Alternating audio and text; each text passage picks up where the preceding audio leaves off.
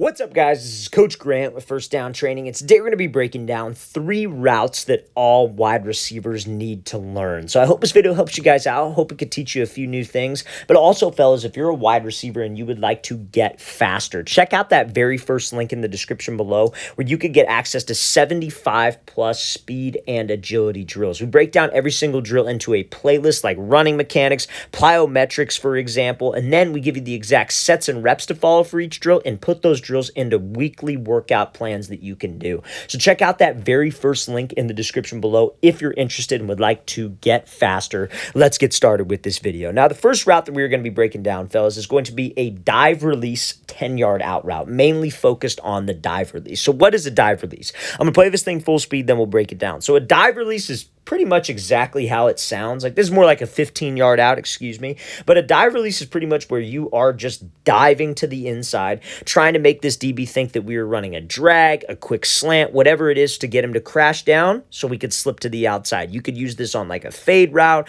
a corner route, an out route, pretty much a comeback, anything outside breaking or to where you have to release to the outside. Now, I love this dive release against head-up coverage. Now, I like it against head-up coverage when maybe they're 2 yards away, 3 yards away, or even 4 yards away like so. So on a dive, obviously, what are we trying to sell? Like we said, we're trying to sell like we're running a drag. So to run that drag, you almost got to think of it like a double move in a way, right? Like if you're running like a slant and go, you're running an out and up. We're trying to sell like I'm running a drag. So my hips and my shoulders, aka your body language, have to be committed to that drag route. Maybe you guys run a lot of drag routes. Maybe that's something you've showcased on film. This might be a great release to add to your tool belt because that's what your team runs a lot of. So your hips and your shoulders got to be committed. And before you make the cut, we can't raise up. Your pad level has to be the exact same from the snap of the ball till you make that cut back to the outside. So that's the first thing. Now, number 2, obviously off the snap, you got to gain some ground. You ain't going to get this DB to bite if you try to do this dive release and you go like half a yard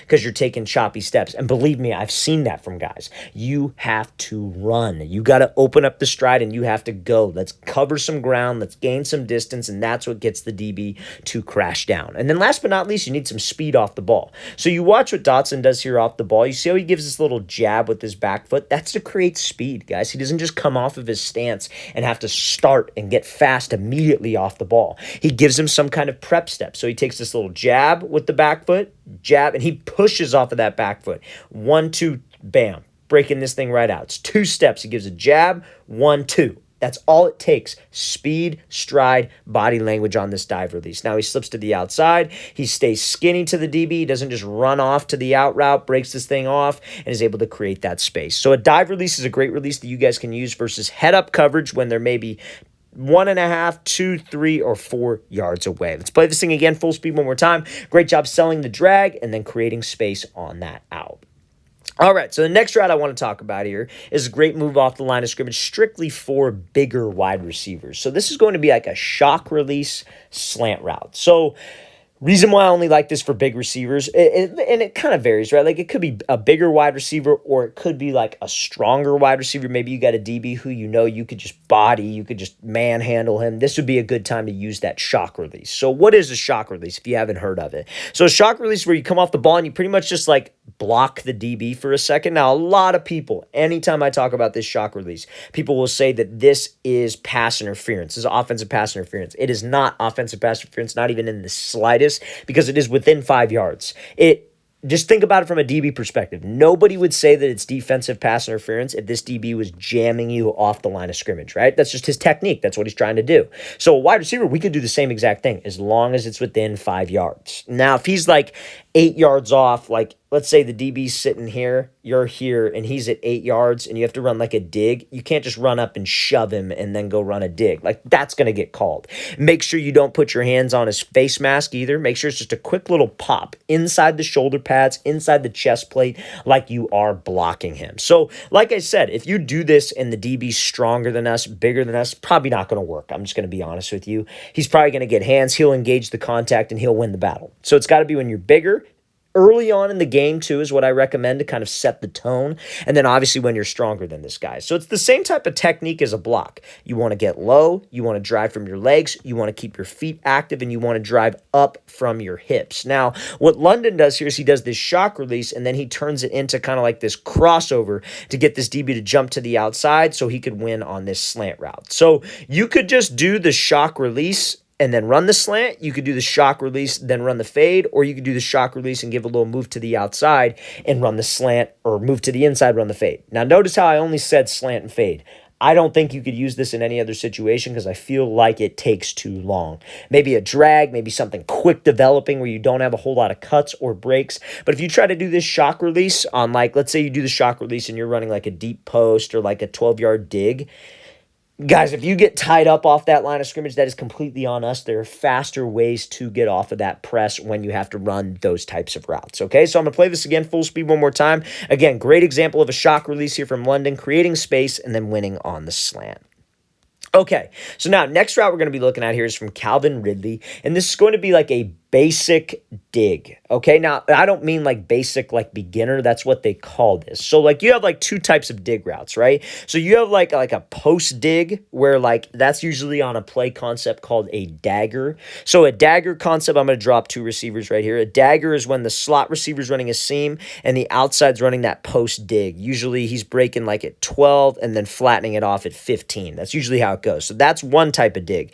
Then there's another type of dig where maybe you're running like up to 10 to 12 and you're breaking straight across, and the slot receivers may be running like a whip route or something like that, and they call it a basic. That means you're breaking down, if you will, okay? So this is going to be an example of a 3-step basic from Calvin Ridley where he gets out completely flat at a 90-degree angle, and we're going to talk about how you guys can do this. So obviously on a route like a basic, like a comeback, whatever the break may be, you have to sell vertical, right? We talked about this on the dive release. It's the same exact way you would sell that drag on the dive release. That's how you would sell vertical. So going into the break, obviously, and Ridley does a great job of it, you got to be running in full stride. You got to make sure that your body language, your hips, your shoulders, your head, nothing gives away the route, and you're obviously running like in a controlled full speed. A lot of people will say like, oh, don't run routes full speed. Like, you're telling me Calvin Ridley ain't running full speed right here? He is freaking attacking that depth. It's not an out-of-control full speed where he's not thinking about, well, he's not thinking about his form anyways, but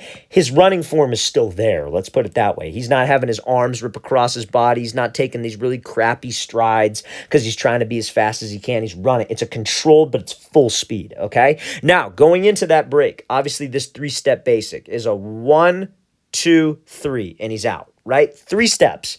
Now, is this realistic? I think it is on a dig. I think it's not as realistic for you younger guys on a comeback or a curl to get out in 3 steps. It's obviously what we should strive for, but there are even NFL guys who can't get out of a comeback or a curl sharply while selling vertical with 3 steps. So I would be concerned with steps on this one because it's a dig, but on a comeback, on a curl, you should be more concerned with dropping violently and eliminating wasted time, not so much wasted steps. So while you're leading up into the break, the first step of this is going to be something called a trigger step, if you will. So this trigger step is what will slow us down. So that's like you snapping down. It's the first step of the basic. So you got to sit your butt down a little bit, right? You got to try to bring your chest to your quad. You were trying, almost think of it like you were like a soda can and you're trying to crush the can straight down, just straight down. That your body language needs to drop.